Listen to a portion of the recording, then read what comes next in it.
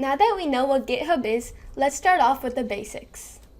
We can start off by creating a repository by clicking the New button on your GitHub homepage. A repository is like a folder for all of your projects. All the files related to the project would be stored in this repository. To create a repository, once we click the New button, from there you should see a page that looks something like this. You can then name your repository. I'm going to call mine Trial Run. You can then add a description, and I'm going to write, "This is a trial run."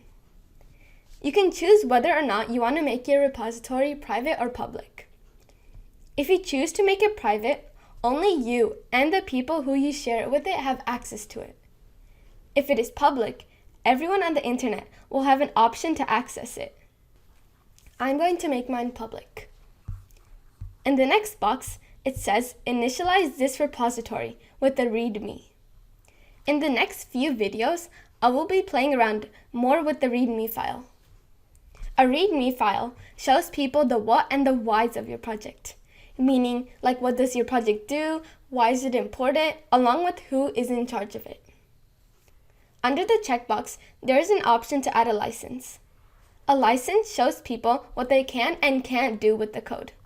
Some licenses can say that nobody can copy or sell your work, and things like that. Since this is just a trial run, I don't care if anyone wants to copy anything, so I'm going to keep the license as none. I'm going to initialize the README by checking the box, and then I should be able to create the repository. So once you have created the repository, you should see a page that looks something like this. This part on the page is the README file.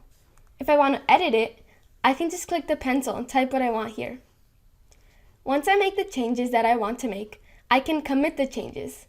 Committing changes, basically, is a way to save the changes you made.